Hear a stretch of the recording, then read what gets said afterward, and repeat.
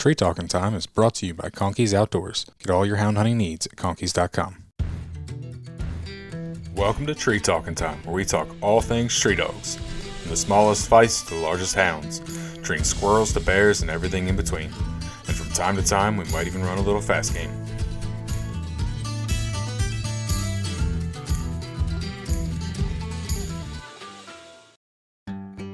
Need reliable housing for your animals? Animal Housing Solutions in Mayo, Florida builds custom coops, kennels, and shelters that are strong, durable, and designed with your animal's comfort in mind. Whether you need a large-scale kennel or a small custom chicken coop, they've got you covered. Quality craftsmanship, great service, and solutions built to last. That's the Animal Housing Solution promise. Check them out at Animal Housing Solutions on Facebook. Animal Housing Solutions, where your animals come first. Your dogs deserve the very best, and that's exactly what Elite Nutrition Canine Products delivers. Packed with premium ingredients and backed by science, their formulas are designed to boost energy, support joint health, and keep coats shiny and strong. Whether you've got a working dog, a hunting partner, or just a loyal best friend, Elite Nutrition gives them the fuel they need to thrive. Don't settle for ordinary. Choose the nutrition your dog deserves. Find Elite Nutrition Canine Products today and give your dog the Elite Edge. Go to shopeliteglobal.com and use the code TREE10 on your next purchase. So growing up, my grandpa always had cur dogs, and he always kept one around the house, and they all used to tell all these big stories about the dogs he had, prior to me being born and stuff like that. And so I always was, I guess I was just always around them. Mm-hmm.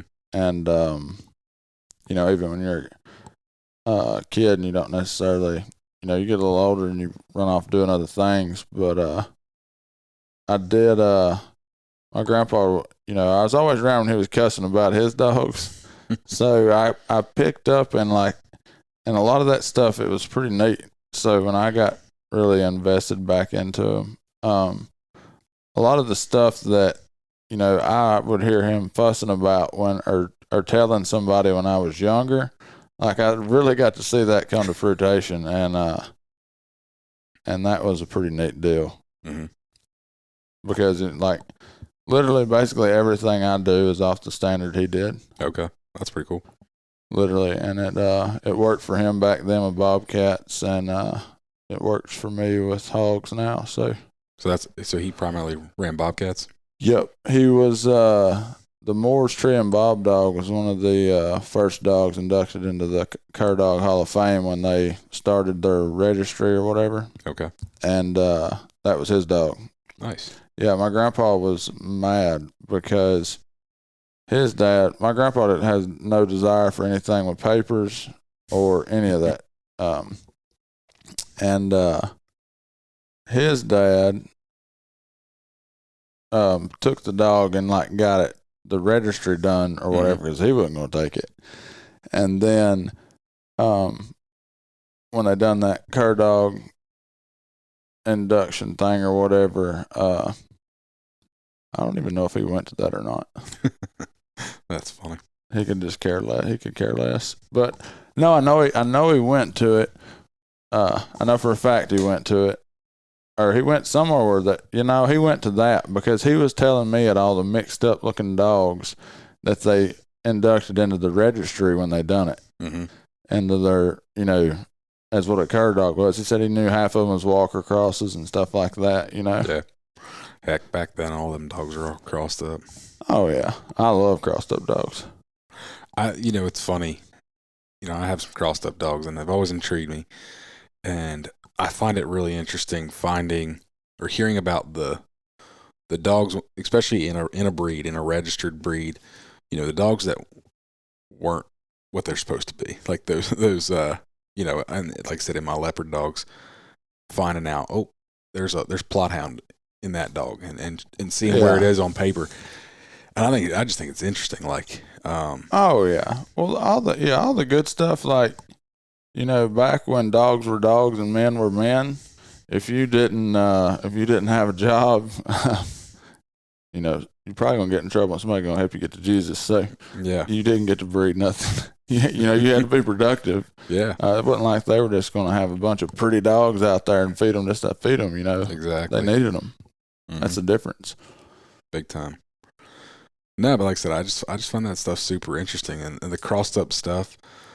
Even when I first got into the cur dogs, the treeing curs always kind of appealed to me, just because you bred the best, and yeah, if that meant breeding a hound to a cur dog, or that meant breeding I love a hound cross. some border collie in there for some brains, you did what worked, and so I was always interested in the treeing curs, and I've had several.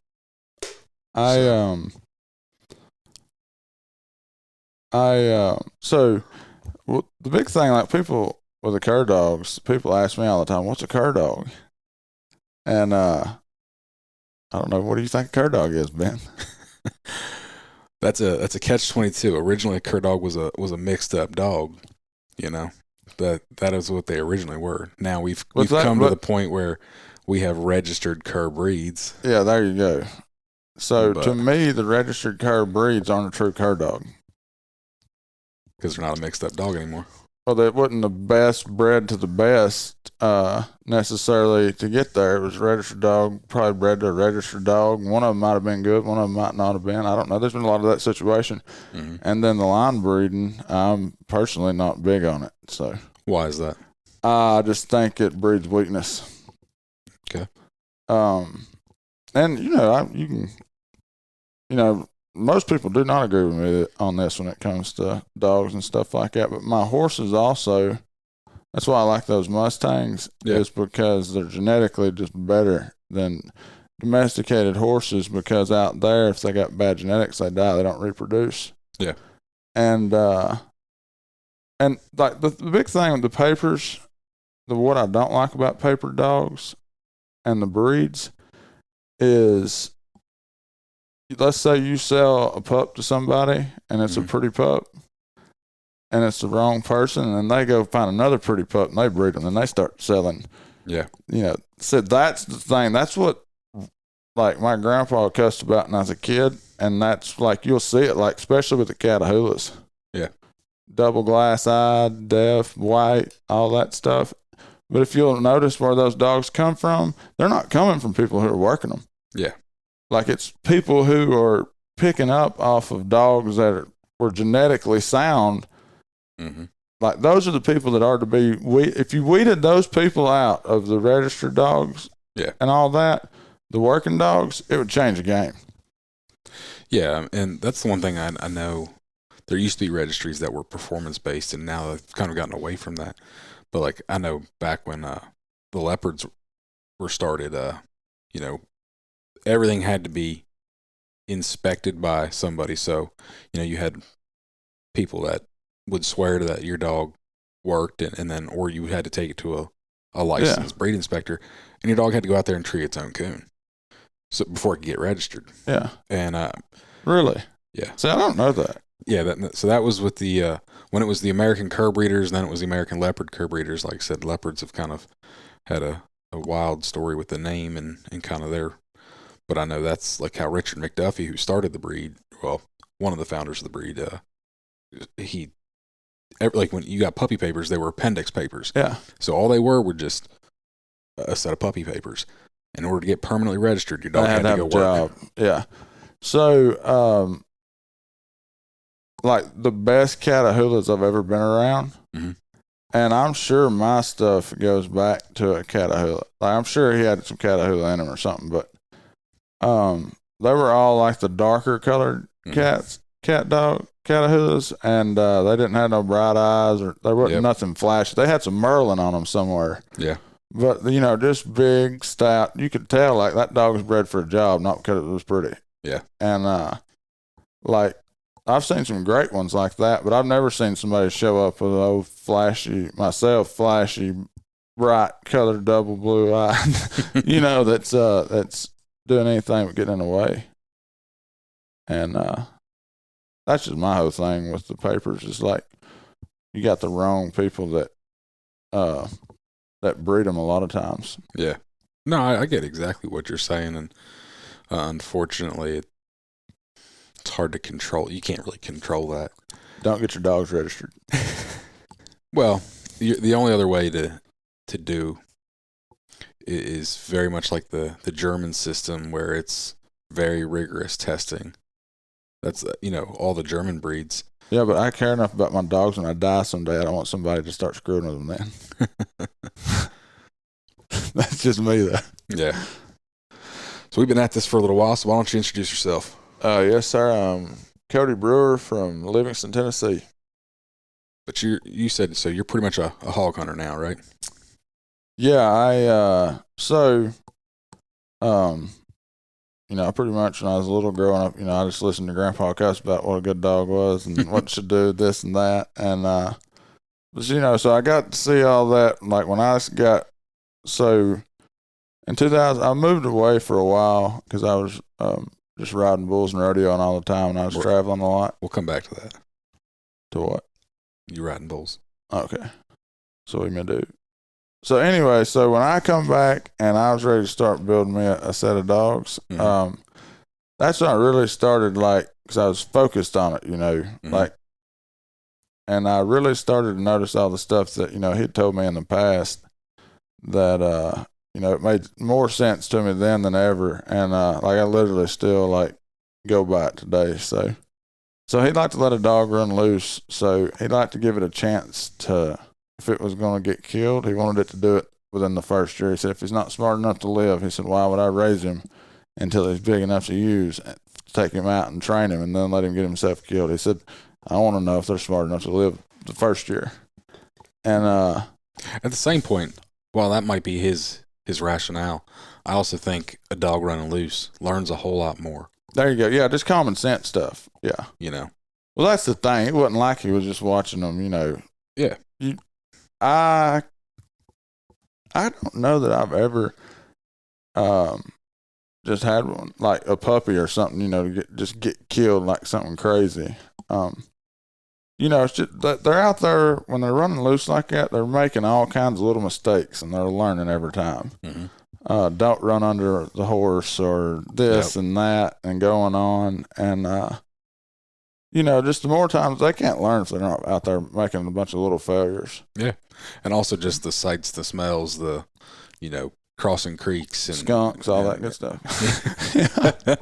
They're learning all that without you having to be there and almost hold their hand. Where there you go.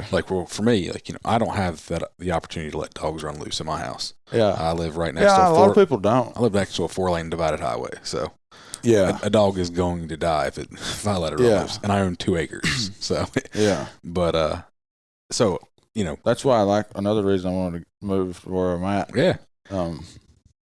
So my dogs, they have to learn with me out there, and I don't know. I don't have the most time available, so yeah. Sometimes my dogs have a lot more puppy in them for a lot longer, just because they don't get all that out of them when they're real little learning, because they don't get as much opportunity. Yeah, and I think you're exactly right, because when I do sell a yearling or something like that, a lot of people they're pretty surprised at how mature they are. Mm-hmm. And, they still do a little bit of goofy stuff, but they're not just loblolly silly, Mm-hmm. and not until I go to show them to somebody anyway. I understand. But, I always like to show them at their worst. But, so, to get back to what got me into dogs is my hickory dog. Back in 2015, my older brother Corey was doing a lot of hog hunting. So my older cousins and my older brother Corey, they've always hunted hogs and stuff with dogs okay for the last probably 30 years. I don't know, something like that, close to it. But I was like, I'd like to have my own dog, and I went and got a male pup from him because he had a real nice litter of pups. And he had some dang good dogs at the time. And I went and got a male pup from him, and I seen this little female come out. And I said, what's that one? And he said, I'm keeping her. I said, all right. So I took my male pup, and And a couple of weeks later, he called me and said, "Hey, if you want this female, come get her." She started following me out to the road and I'd leave. And, she was only like 7, 8 weeks old. Yeah. I said, "All right, I'll go and get her." So I went and got her, and I had them both for about, I guess, 7 or 8 months. And the male, there you go.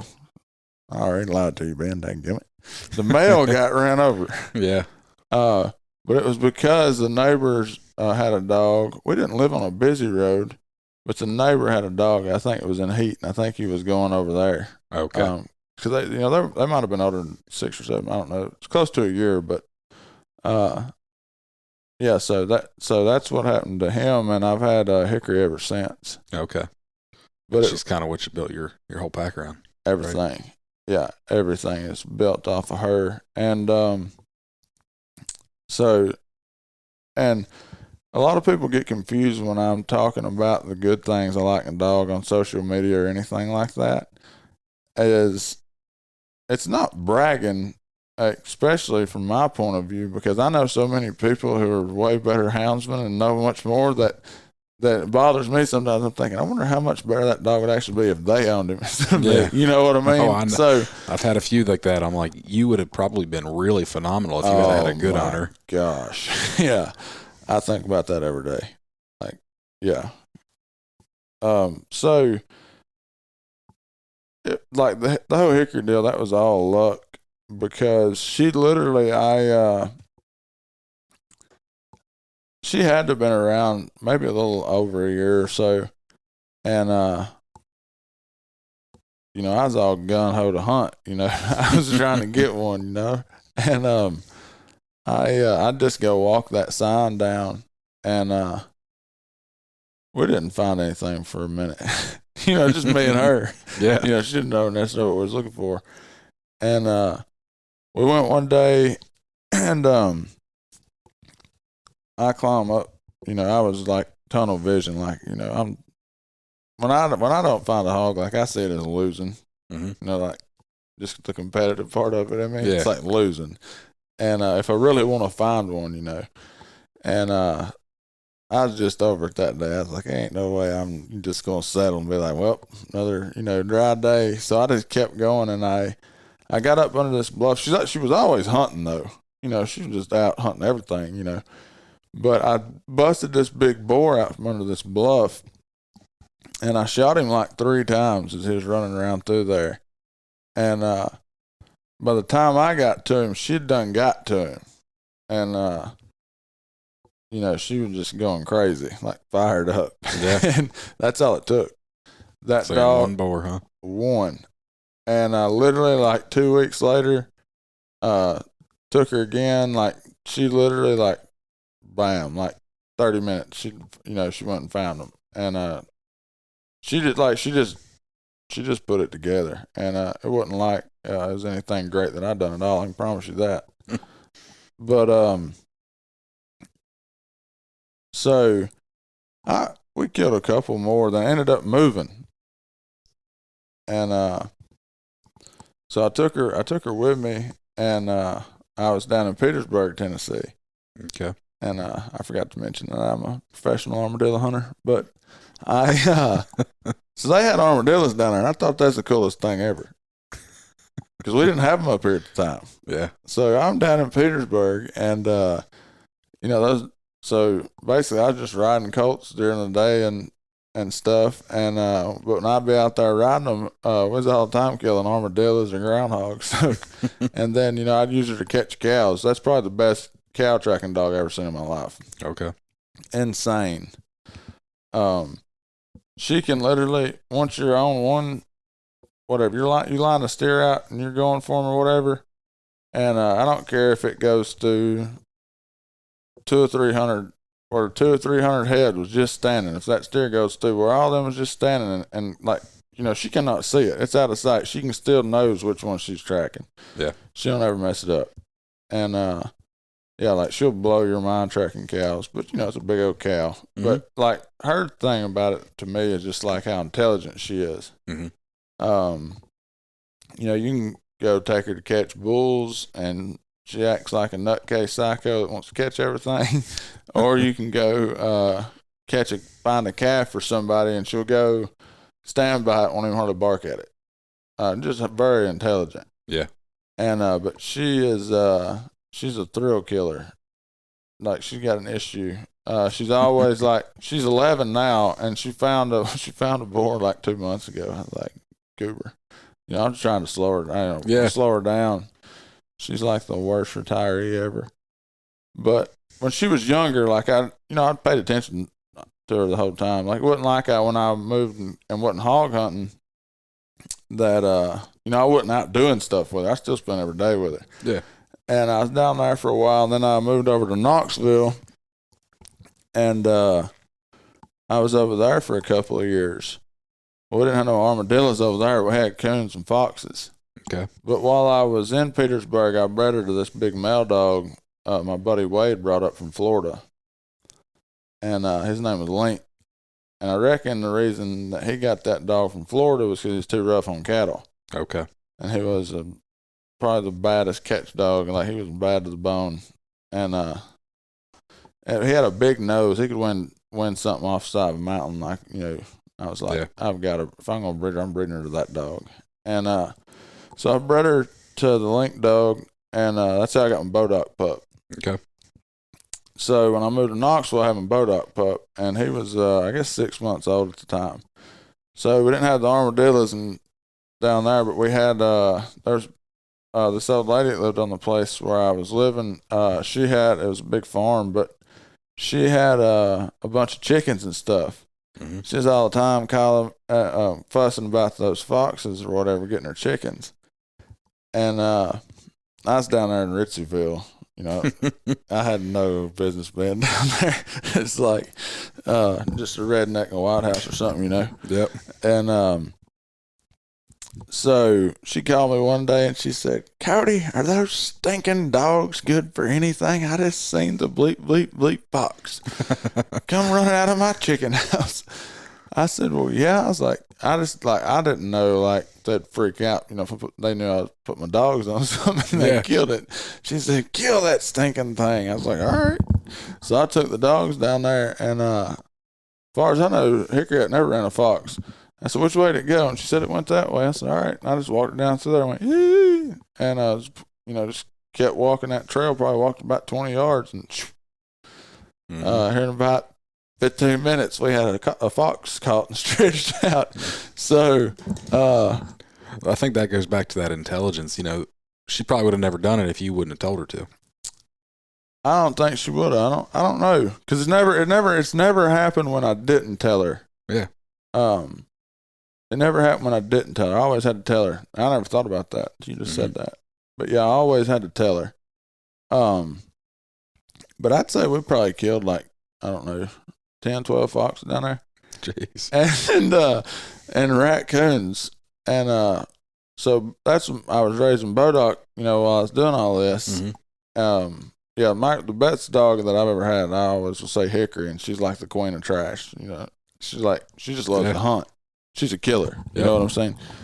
And but I was raising Bodog, and at the same time, and I'm in Farragut, Tennessee. I'm down there, like, I'm telling you, it's fancy. Like, I had no business being there. But so I just, like, I always kept hunting with my dog. Even as I was transitioning through life, like, I still kept hunting. It's just different stuff.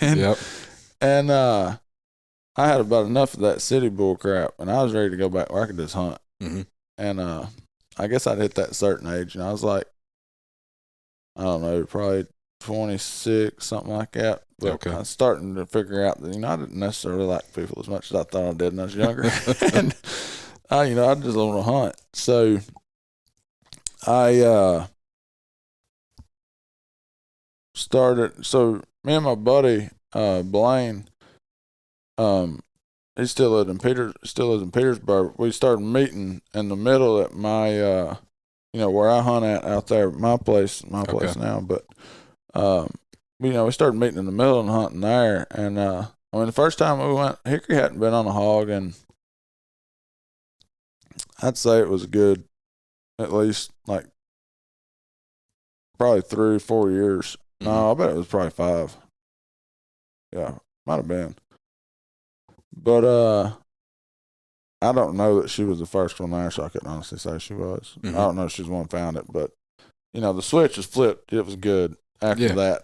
And so yeah, I was ready to get out there. So I got back over here, and that's when I really like honed in on the dogs. So what's crazy to think about is I've only realistically, like, when I moved back to my hometown so I could start hunting and stuff more,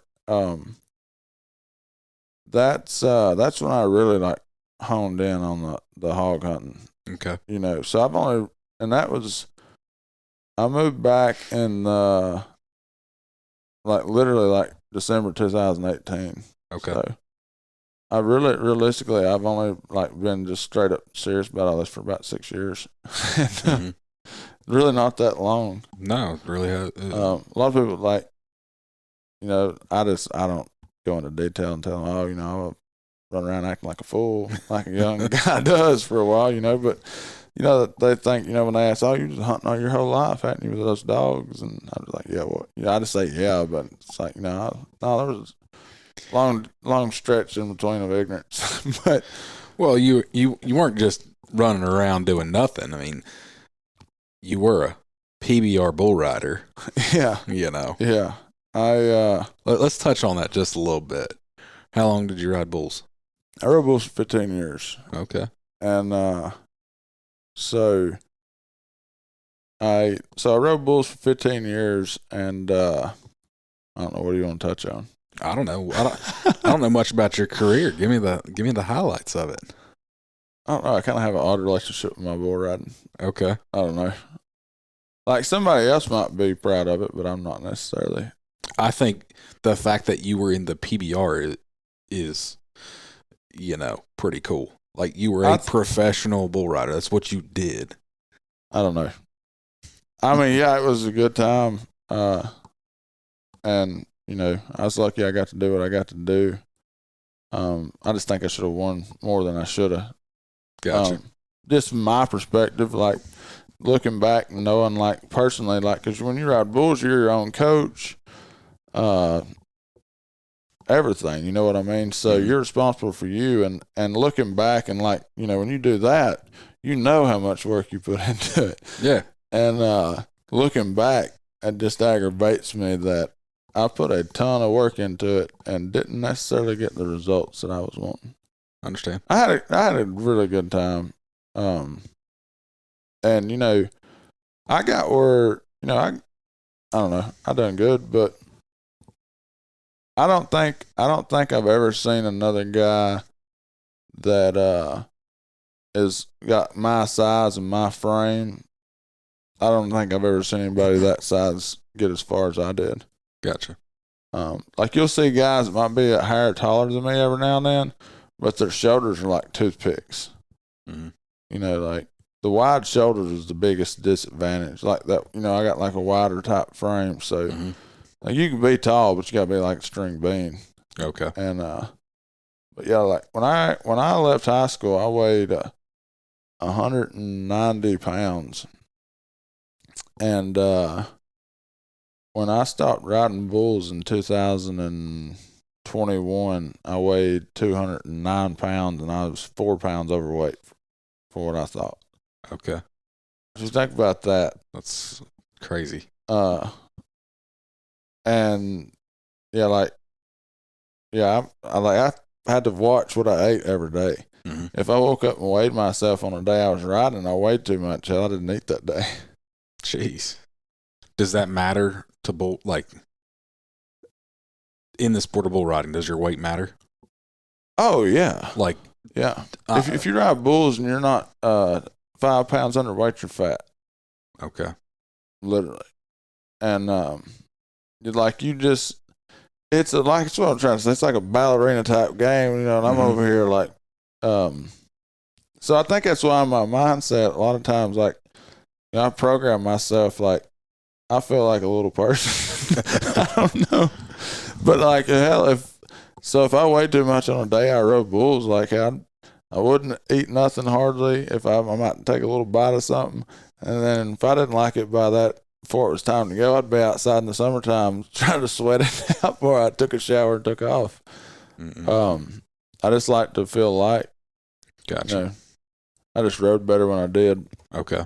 But anyway, so I just put in like I know like personally the amount of work it's put in. It's not like so I just expected a bit.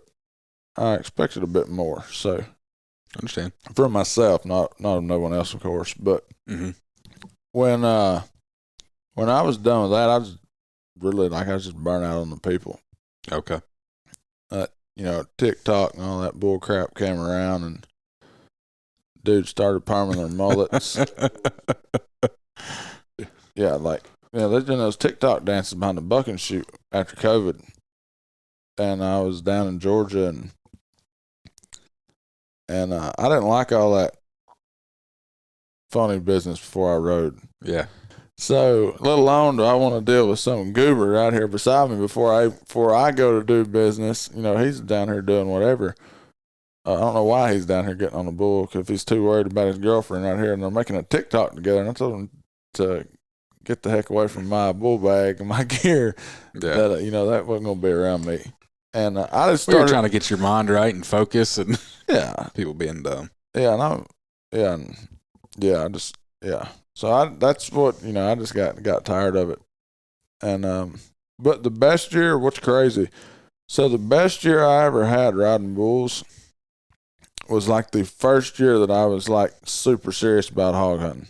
Okay. And dogs, So and it's really crazy to think about this. And it's the only time in my life I've ever fixated on something else and something else got better. Okay. But what it was is I didn't have a tracking system. The first 2 years I hunted, I didn't. Yeah, right at 2 years. I didn't have a tracking system. I was like, and I didn't think it was no big deal. I thought there was more people that didn't. But I didn't hunt with nobody. I never really have. Yeah. Not many people. And especially when I was moved back and was starting, getting back, going. And I didn't really care what everybody else was doing. I just called somebody if I needed to know something, but I was upset about something. Yeah. And so the reason I rode bulls so good is I didn't have that tracking system, and I was running with my dogs. Yeah. And I was afraid, I was scared to death to let them get out of hearing. And so like I was in the best physical condition of my life, just because I was out there hunting with no tracking system. And I only had hickory and bodock at the time, the first year anyway. And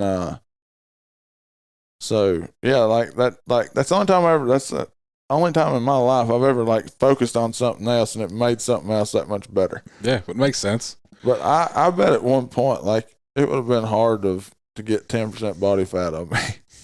Because if I killed a big one, heck, I was going to drag him out so I could show somebody. Yeah. You know what I mean? Exactly. So by the time I got done with it, I was wore out.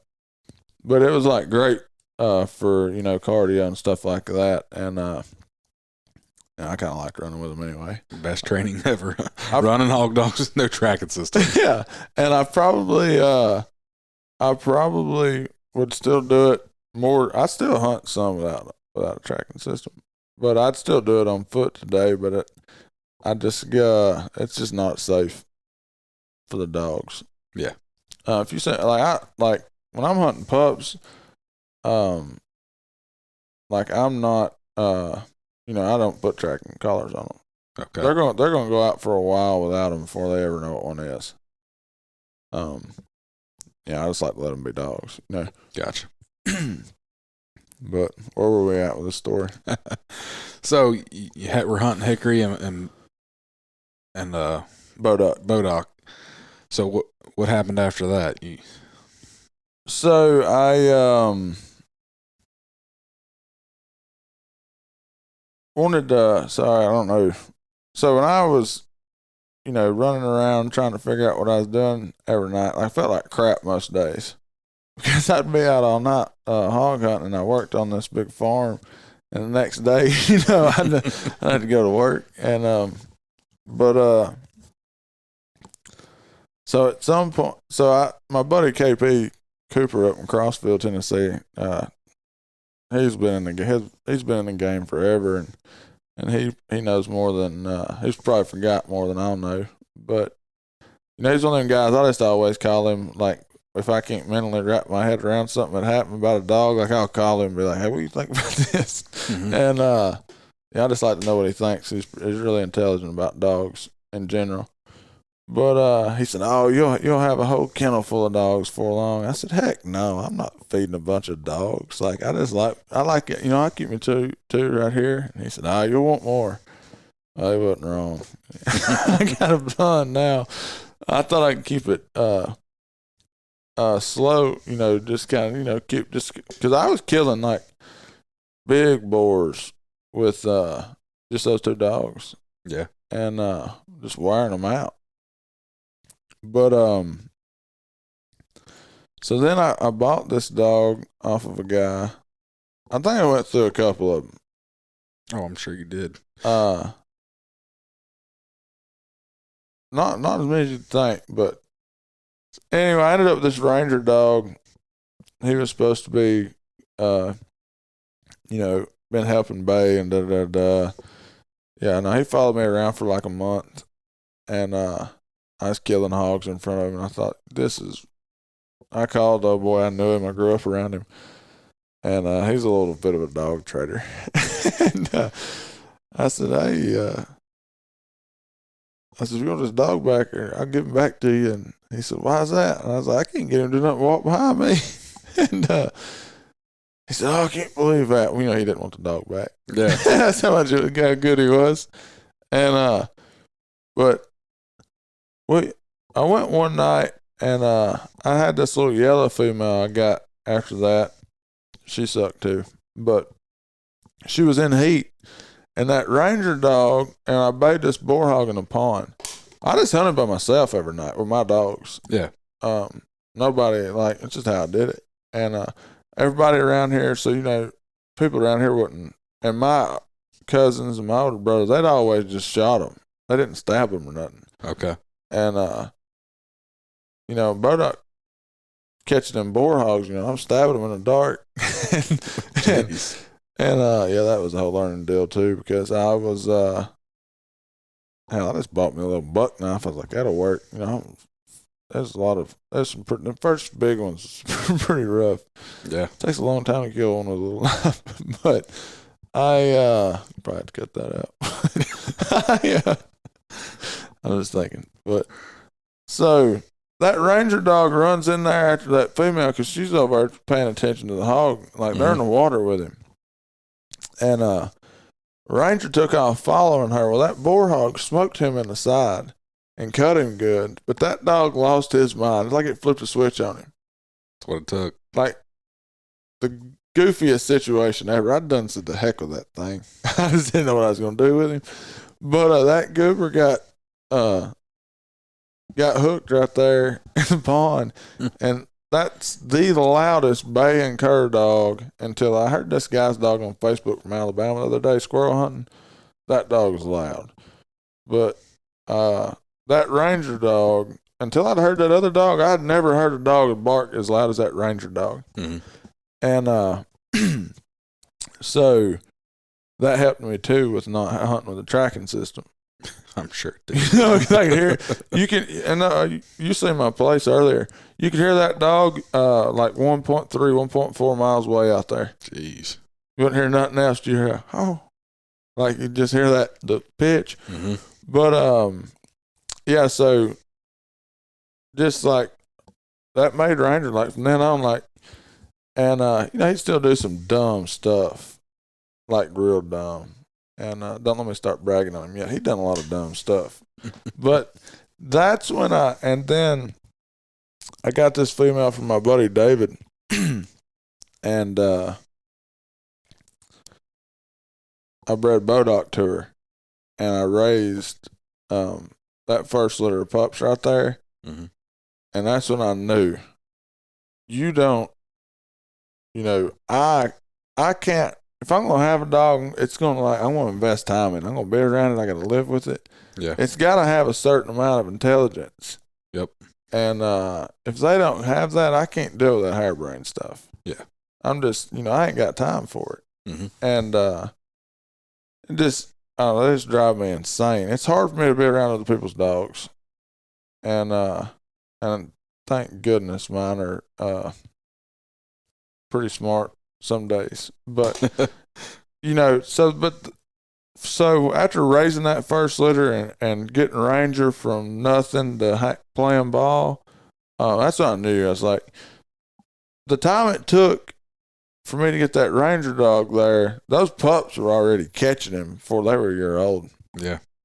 And so that's when I learned, like, I'm gonna have to raise my own dogs. I ain't gonna be able, but you got to find something that's decent to breed to. And that dog that I got from my buddy David, she was a real gamey dog, and so those pups worked out great. Like, I still got one of them.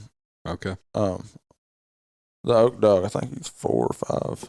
But yeah, he I still got him. And one of the best, I guess, probably, it's hard for me to decide which dog would be the best, but one of the best dogs I ever raised out of that first litter that I intentionally raised. Yeah, that sawtooth dog, he was bad to the bone. I think I've seen some videos of him. Yeah, so when the sawtooth pup was, I don't know. I know for a fact they were, like, I'd dump him out when he was 6 months old. When he was 6 months old, and, like, he'd be out, like, might have been younger than that, actually. But he would be out, like, 400 or 500 yards doing stuff, and these other goobers are over here, doing what a pup that age would be doing. Yeah. And I remember I called my buddy KP one day, and I said, "Hey, I think these stinking things are running deer." I said, "They're 1.2 miles away." He said, "Well, did you see anything to dump them out?" And I said, "Well, I put them over here with them big brood sows I've been training these pups on." He said, "Well, they're just running from them." I said, "They're just 7 months old, and there's 1.2, and they would know big dogs around there." Mm-hmm. And he said, "If you got cur dogs running anything 1.2 miles, he said, you're doing good." He said, "Who cares if it's deer?" I said, "All right." And that's like, I just listen to stuff like that from KP. I just learned a lot off him off phone conversations. Yeah. And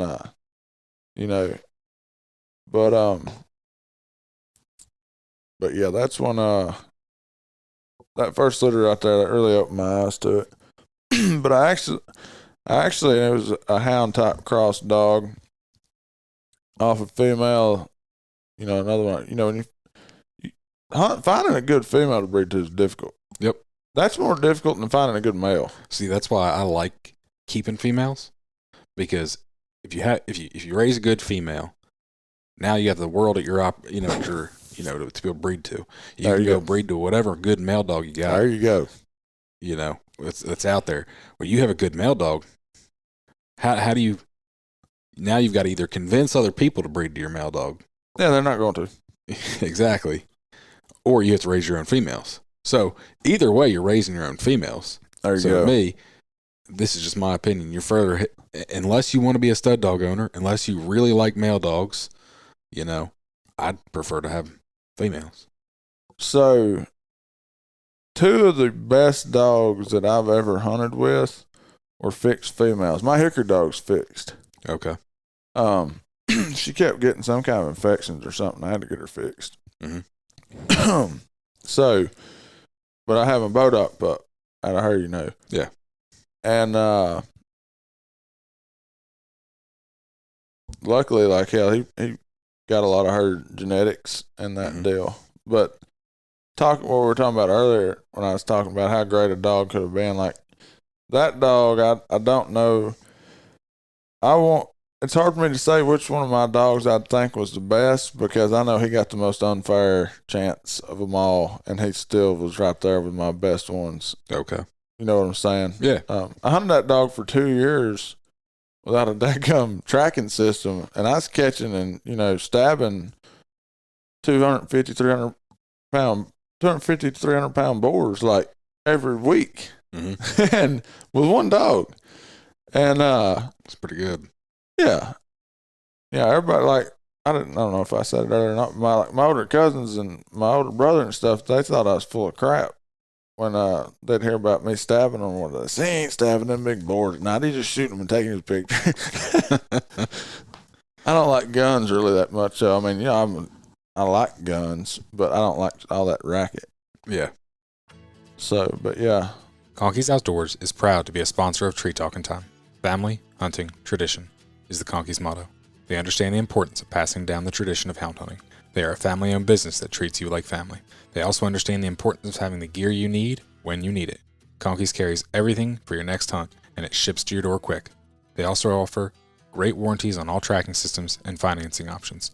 Check them out at conkeys.com. You can also use the code TreeTalkingTime5 in all caps to save as well. Now, one thing I found very interesting, this has been a couple years ago. I don't know if you'll remember.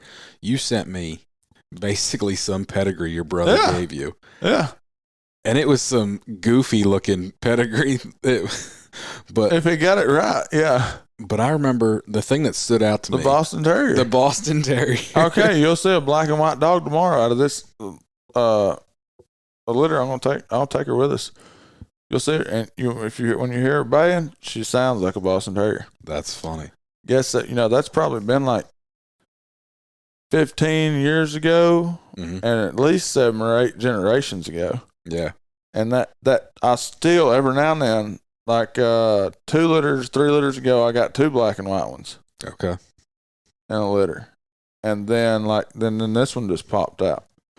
So those decisions you make 15 years, and luckily for me, so the big thing, like, that I looked at with is like my brother and my older brother and my cousins, like, you know, that they were still drinking Budweiser and chasing boar hogs while I was at rodeoing. Yeah. You know, and so I had the opportunity to come back, you know, because my family always had those dogs, you know, I had the opportunity to come back and be around good dogs. So yeah, I was pretty much, from my grandpa to my older cousin Steve and my brother, I was kind of spoiled on just knowing what a good dog, you know, the standard of that is.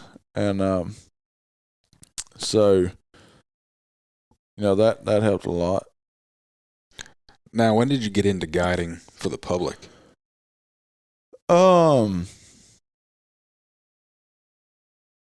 Probably about a week after I got out of Garmin, I feel like. Honestly, I want to say it was probably like 2021 is when I probably kind of. That's when it was. Okay. It was after. So I hunted all 2019. I call it fun hunting when I'm just hunting. Yeah. So I fun hunted 2019, fun hunted 2020, and then I said, heck with it, I'm going to start guiding 2021. So I went from one dog and a pup to Bodoc. He filled on out. And I thought I was ready to take on the world that third year. So heck, might as well get paid and hang out with somebody. Yeah. I was far from, so until I started guiding, I had never been like, I don't know what I'd say, like, wake up in this bad weather and you got hunting dogs and you're just hunting for yourself. You're like, oh, heck with it, we'll go tomorrow. Yeah. You got a client that comes in from somewhere, ain't no oh heck with it. Yep. And I can't tell you how ignorant I was to what I signed myself up for. The first guy that booked the hunt only wanted to do one day. And I was like, hey, it won't be nothing. We'll go up there, we'll find him. We'll get you one. We went up there, we didn't find him. You know, it was like the wind today, but dry. Okay. And on those ridge tops, I want to throw this back out there. So a cur dog is supposed to be a hot nose type dog, in my opinion, and a hound's cold nose dog, and I think that's that's my opinion of how it's supposed to be. I think some cur dogs might have a colder nose, but a cur's nose ain't a hound's nose. Mm-hmm. It just ain't. I would agree. And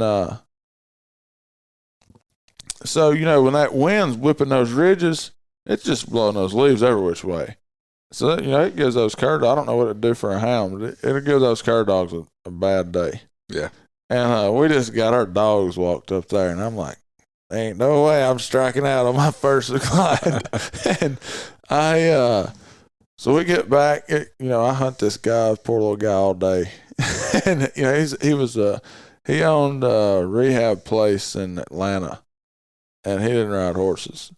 So but dark, this guy's like bow-legged, making ugly faces, and I was like, hey, let's take this side by side out. I think I know where some's at. So. It starts snowing at that point. I'm like, dadgummit. And, I'm just out there in the dark, and my buddy Morgan's with me. And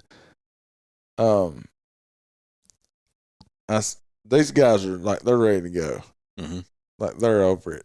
And I said, hey, if y'all just give me one more chance, we just make one more circle. They're sitting on the side-by-side, and hell, I just left the country.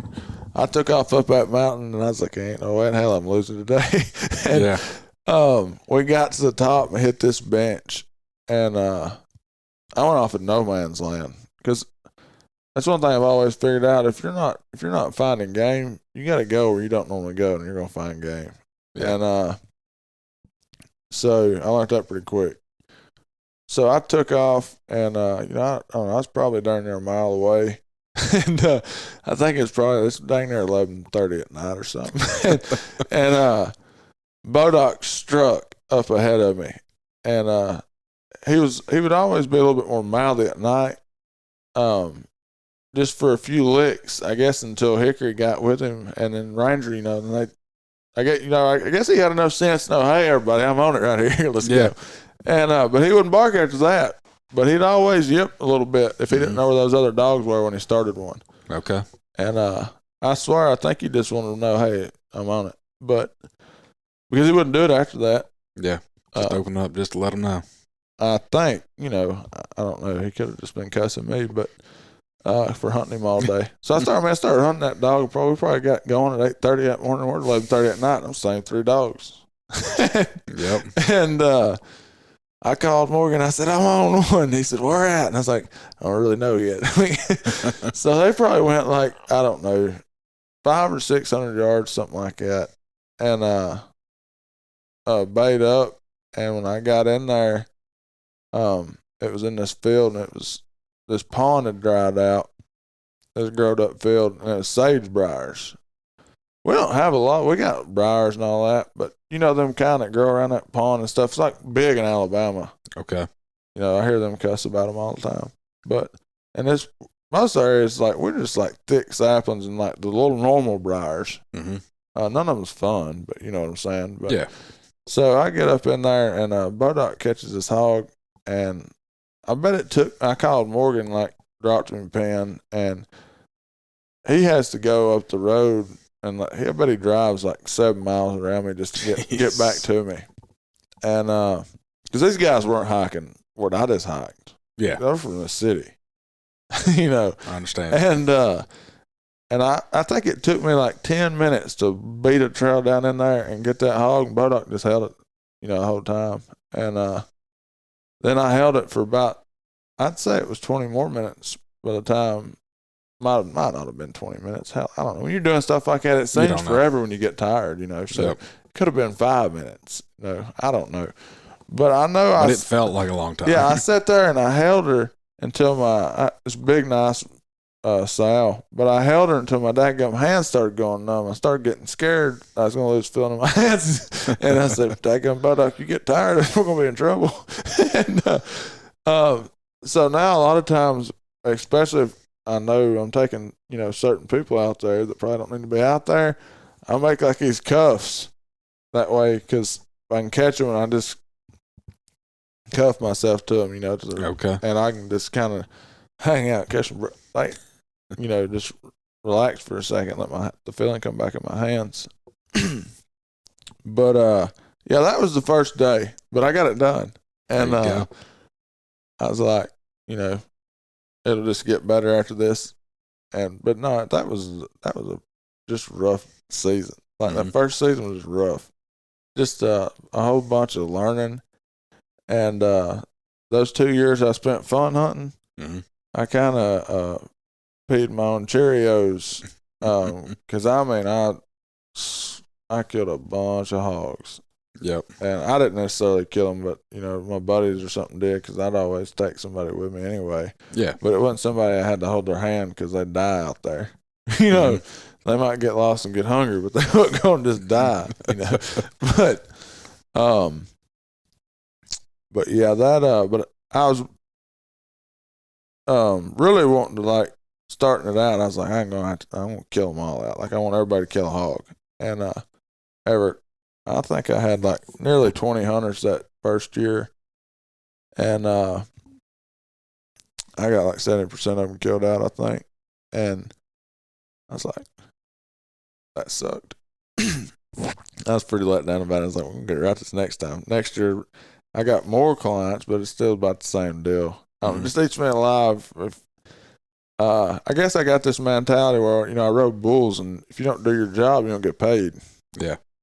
If I'm a fat butt and go buck off my bull, that's my fault.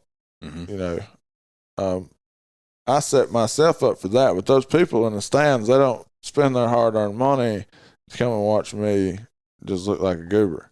Yeah. So I kind of, I got really high standards when it comes to what I think a bull rider is, and there's very few of them in the world. So you know what I'm saying? Like, so with these people coming to me to go hunting, like, they're spending their money to do that. I want them to get a good animal, Yeah. And it just eats at me if it don't do it. So I put like extra unnecessary pressure on myself right off the bat. And I wish I wouldn't. I still ain't got 100%. This will be the 6th season, I guess, but coming into it. But just learning. And one thing that really helped me, believe it or not, is I was obsessed with those Dale Lee line tapes. Yeah. And I'd listen to those. I'd love anything where I can go hear an old timer talk about. Yep. Especially because they were riding, horses and saddle animals like I do. I do. Especially if it's me, like I do most of my hunting on a horse. And so I kind of could relate to a lot of that stuff they were saying that some people might not necessarily understand. And I learned a lot from those guys, just about, I can't remember which one of them said it, but just ride your circle. You got this big circle. If you don't kill nothing, like, just keep riding your circle. I've done that, like, since I heard that, I can't tell you how many times that's worked. Like, that's if there was awesome. game there, there'll be game there. You know what I mean? That's pretty awesome that, Dale Lee, who's been dead for, I don't know, 50 years. Yeah. Recorded something all them years ago, and then here you pick it up and learn it. Thank goodness. That's awesome. Yeah, I could, I could listen to those guys all day. Those guys are cool. Yeah. Like, the coolest of cool, and most people don't even really know who they are, like, not common people. Yeah. If you own hunt dogs and you don't know who they are, that Holt Collier, or any of those guys, you probably need to check yourself. I was just telling a coworker about Holt Collier yesterday. He had no idea. I could read and listen to him like all day long. If I'm ever in a tractor in a hayfield, you can bet I'm listening to something about those guys. Yeah. I'm obsessed with it. Yeah, that's at different times. Oh yeah. And I think I would have been a lot happier as a person, like, in those times versus now, if I hadn't been spoiled with all the energy drinks and junk from the start. But I think if I'd have grew up, with those people back then, I think I'd have been a lot happier. You still have to be a man just to do a lot of stuff now. You can just be an idiot, You're not wrong. So that would have been fun. Like, could you imagine, like, hunting black bear for, like, a living? Oh yeah. Like selling, like, they got paid by the government and stuff. Yep. Well, I mean, I've had a couple guys on that have been government hunters, and most notably Daryl Fry hunted. Oh, I know what you're talking about. Mountain lions, Kimmer and Carter coyotes. guy, right? Yeah, Yeah. that's I've listened to him on there a bunch too. Yeah. You know, that's all he did. Yeah, that's awesome. Yeah, I've listened. I've had him on twice. Yep. I gotta get back in Hayfield. When I'm in the Hayfield, I'm on a tractor. That's what I'm listening. Well, that's how it's funny. The whole podcast thing kind of got started was I used to spend a lot of time in a tractor. So I used to listen to a ton of podcasts, and those old timers is what I wanted to listen to. And and there were some out there, but it wasn't exactly what I wanted. So I was like, let me go do this, so that way I can. Yeah, no, these are the guys that I want to hear from. Yeah, literally, like that's like, my older cousin Steve. Like, there's several of them. I know some old timers around here that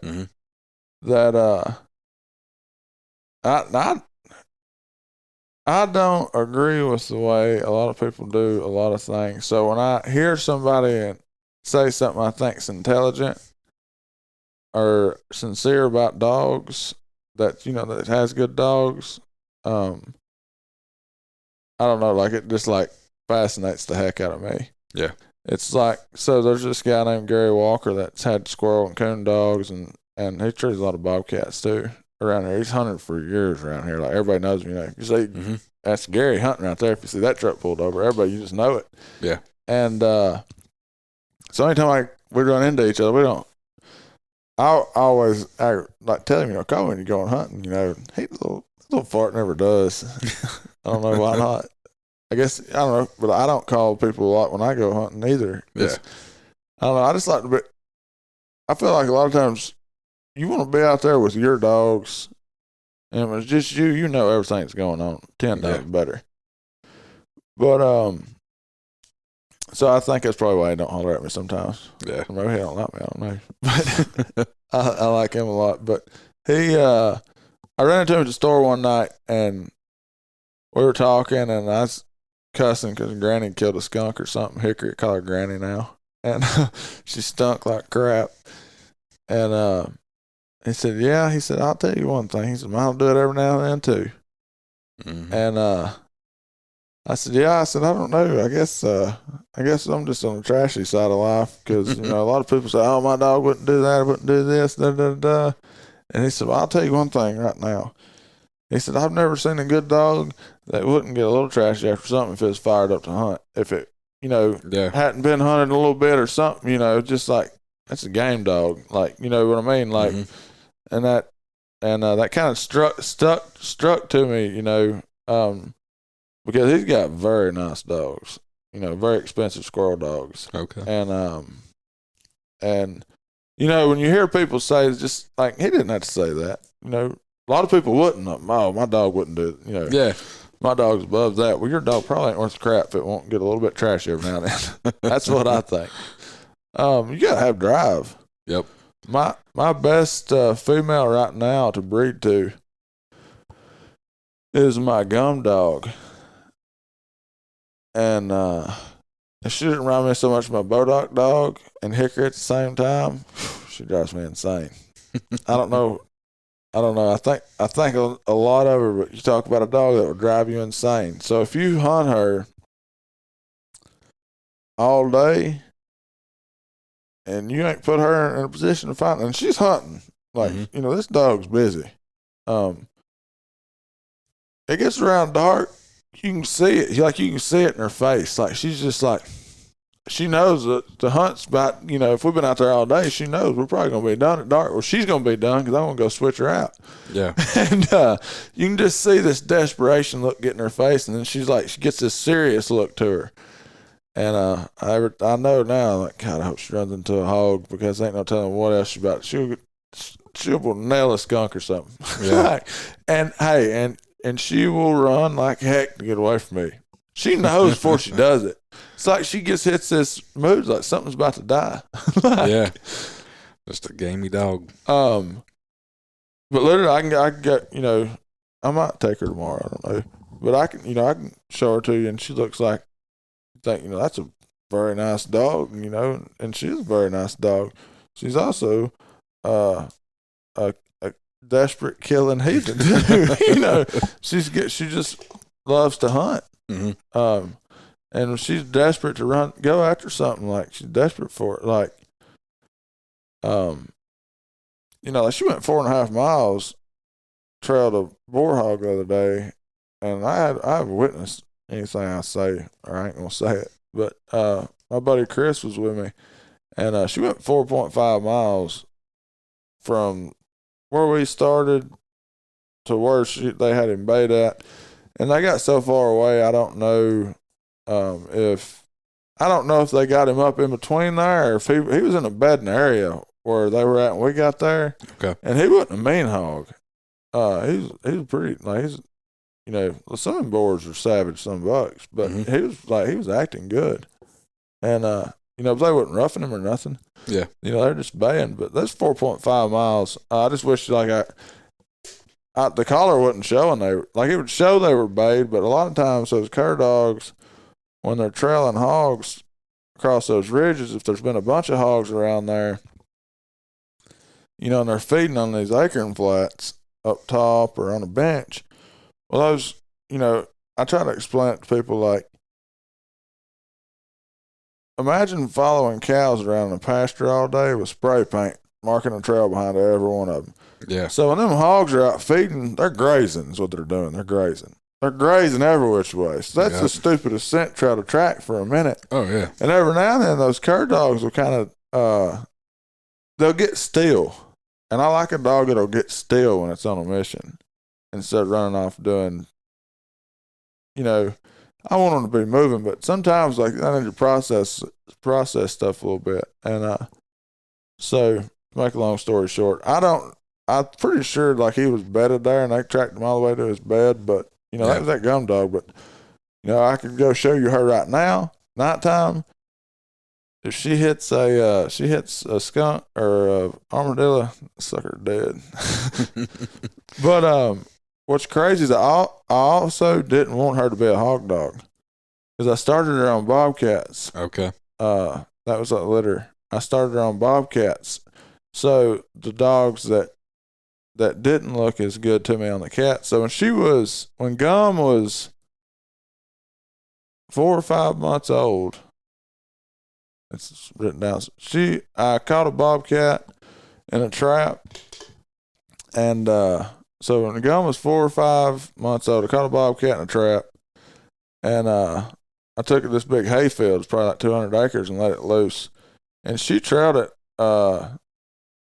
Everything else, when it hit this creek, everything else locked down. That whole litter of pups, whatever else was with us, locked down, and I didn't have no big dogs there. But locked down, and she trailed it on through. Nice. And went 700 more yards. And I said, that's going to be the dog. And my buddies that was there with me, Buck and Chuck, that's a little of their names, but they, they seen it too. They was like, yeah, that one's a little bit different. She was more serious about it. Yeah. But you can tell now, like, it's wild to watch her. Like, you can tell she cares. Mm-hmm. Like, you can also tell when she's about to do something stupid. Now, why'd you quit running her on bobcat? So the only reason I did, because I started the other dogs that I just felt like they seemed kind of average on the cat deal. But I started them at like 6, 7 months old and whooped on with that. They made dang good hog dogs. And I ended up selling this guy. Come over here and money's the root of all evil. Offered me a bunch of money for him, and I almost told him no. Like I hit like a trance mode. And I was like, no. He said, just take this money. And I said, we're going to come back hunting again tomorrow. We hunted them that day. Mm-hmm. He said, yeah. I said, He said, yeah, I'll come back hunt again tomorrow. I said, all right, come back. We'll hunt them again tomorrow. Well, I ended up liking him, so I let him buy him. Because if I don't like you, I won't let you buy a dog from me. Gotcha. Yeah, there's no way I'm going to send something that, I cared about, with somebody I don't like. Yeah. Hell no. You might be your dog at the moment, but that's my dog forever. Because, to me, because, if you raise it and train it, like, because I keep up with them. Yeah. And I don't like it when I can't keep up with them. I understand that. So, but yeah, so I sold those 2 dogs, and so I was short on big dogs to run hogs. Gotcha. So I took Gum on her first hog hunt the next day, like, and they beat her on the first one, and she beat everything else on the next one. Dang. Even like the big mature dogs included, Mm-hmm. on the next boar hog. And she didn't know what she was doing. She just, like, she had to smell one, she figured it out, boom, it was on. Yep. But I think the reason she still can't deny that trashiness is because she knows, like, she used to be able to, because I had her on, I can't tell you how many coons and stuff I trapped when she was little, and, like, let her out, and, she'd be trailing. Yeah. And, so I'm probably the reason that she's,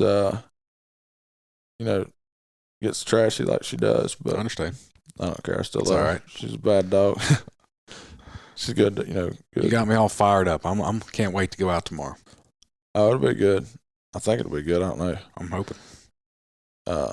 You'll have to remind me that you're not like some goober from the city. So, yes. Well, like I just caught myself lying to you. I don't know if it's gonna be good tomorrow or not. I hope it is too. It's nice though. That's the thing. It's like that gets taken away when you guide hunts is you got to be positive. Yeah. but I can't tell you the truth. And I've looked at the weather and I've already so I even look those people up on Facebook if I don't know who's coming. Mm-hmm. Got to. Yeah, I've been in some situations. But I had a guy get off one time. We were like 7-8 miles deep. Got off his horse and walked all the way out in the dark. Jeez. With us, not like solo, but like he couldn't ride his horse anymore. We're riding a side by side, so I ain't worried about that. Oh no! They all complain. Not all of them complain, but there's been some complain about how rough it is. Oh, I know how rough it is. Yeah, you're still probably going to hear me complain, but I know how rough it is. I complain, definitely. But it's not like because I don't want to, like, I'm not done hunting. I'm just tired of getting beat around that darn machine. But my buddy came for his bachelor party. I want to call these guys out. And we hunted for half a morning. He's from Georgia. And we hunted for half a morning, and then his buddies were too sore to go out after lunch. Yeah, I was in the wedding too. I guess I was like the only real male on the bachelor side because the rest of y'all are candy. That's funny. I'm just kidding, but yeah. Tomorrow, anytime like the weather's cold, like I love it. Tell you another thing, you brought up that we got to talking about those darn old line hunters and stuff, and I wonder what that dry land game's like. Mm-hmm. I wonder, like, that's got to be some crazy stuff. Oh, Because I've had to really pay attention to my hot-nosed dogs, like all that stuff, to know how to set them up, to put them in a good position. And I'll tell you right now, I am more successful when I hunt in the rain. Yeah. Like, there's probably some clients out there that hate me, but I would rather hunt in the rain. Like, I'm talking coming down rain, as I had hunt on those ridges when it's dry and windy. Oh, yeah, because the rain, you're going to hold scent. Yeah. I mean, even if it's raining so hard, it's going to wash a lot of it away, too. It's still going to hold better than when it's dry and windy. Yeah. Because when it's dry and windy and you see, those cur dogs going through there, they might be good for a second. But once they pop up like right here, that scent trail just kind of every which way. Because, I'm watching the leaves get blown 20 yards. Yeah. And for a hot-nosed dog like that, it messes with mine. If you got a hot-nosed dog that can hunt these ridges and stay on, hit the trail and bring it on, because I'd like to see it. Yep. Those cold-nosed dogs, but as far as a hot-nosed dog, mine can't do it. Like, yeah. Are your dogs all pretty well silent on track? Oh, yeah. Silence is a must for me. Okay. Yeah, I can't handle all that racket. Not on a hog hunt, Mm-hmm. So I think, and this is an opinion, what I like if I'm going to run something, I'm going to catch it too. Yeah. And I think, for the most part, the hounds, when it comes to hog hunting, and not everybody's got the same hounds. Like my buddy KP Cooper's got hounds, but they're running to catch. They're not running just to run. And I've seen a lot of hounds, like they're just running other hounds. Yeah. Those guys that dump 15, 20 dogs, makes no sense to me. And if you don't like what I said, 625 Bar Hollow Lane, I don't care. But makes no sense to me. How do you know what dog's really showing out and what dog ain't? There's 15 or 20 of them. That's just me. Yep. Anyways, none of my business. But as far as the hound deal goes, if me and you get in a fight right now, and you beat the crap out of me, I get away from you and take off running. Well, if I hear you still talking crap, follow me. Heck, I'm gonna keep on running. Mm-hmm. All right. Let's say, I'm tired of running. I'm going to fight him again. We'll beat the crap out of me again. I ain't going to stop that next time. So, hell with it. I'm going to run until I die. Yeah. All right. So, and, those hounds are barking, when they're running. So, they hear that and they just stay ahead of it. Stay ahead of it. Now, I'm not saying all like that, but a majority. Yeah. Some guys got some hounds. They're running to catch, and they're going to be over there pulling hair off his butt anyway, so it don't matter. But you better have, if you're going to hunt hogs with hounds, you better have something that can run with them. Yeah. That's my opinion. So, especially in rough country.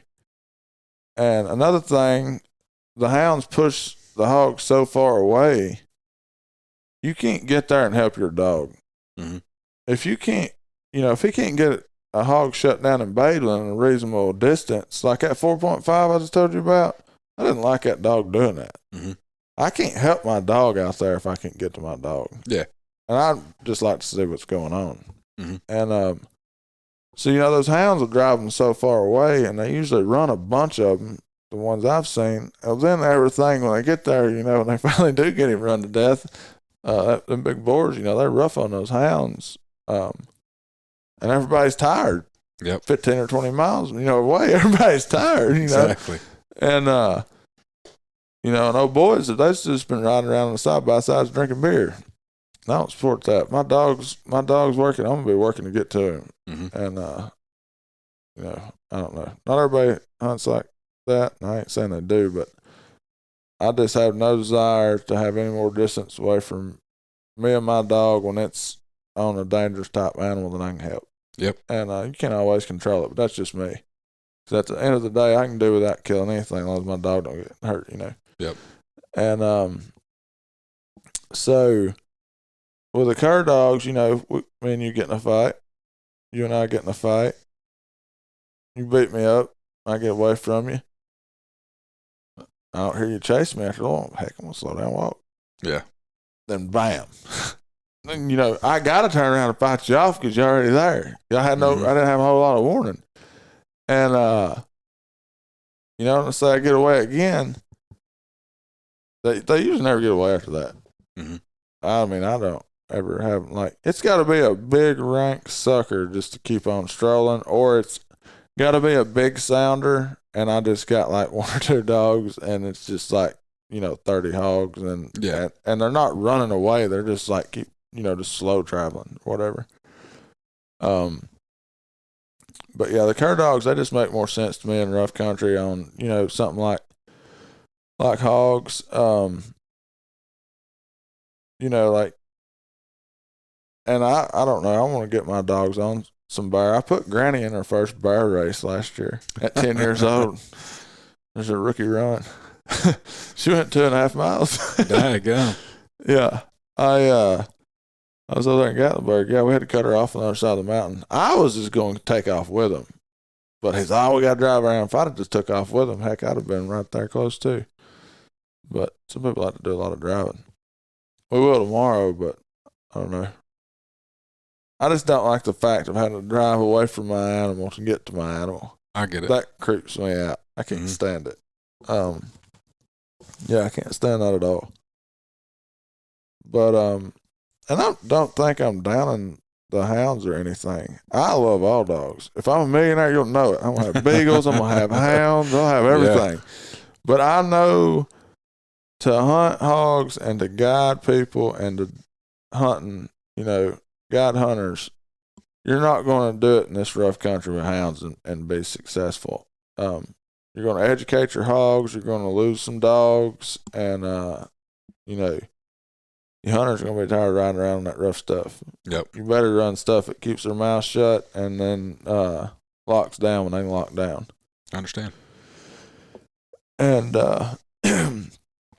that's what I think about that.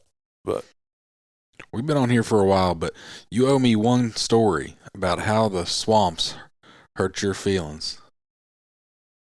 Oh, down there. And so I can talk about so many people I look up to, but the Picos down in southeast Texas, Joel Pico and his son Garrett Pico. So I have a really good friend down there, and I used to go down there pretty often to see him. And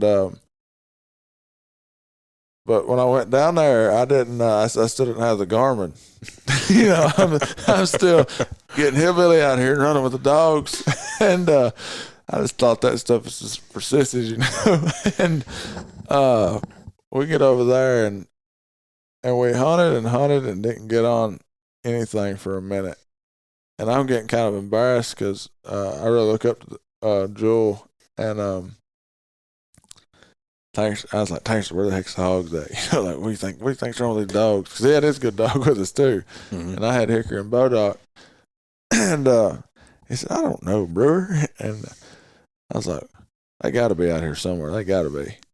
And I finally got up and I stood on, I don't know what I stood on. I guess the back of a side-by-side or something. And I was just seeing as far as I could see. And I looked way out there and I seen this high place.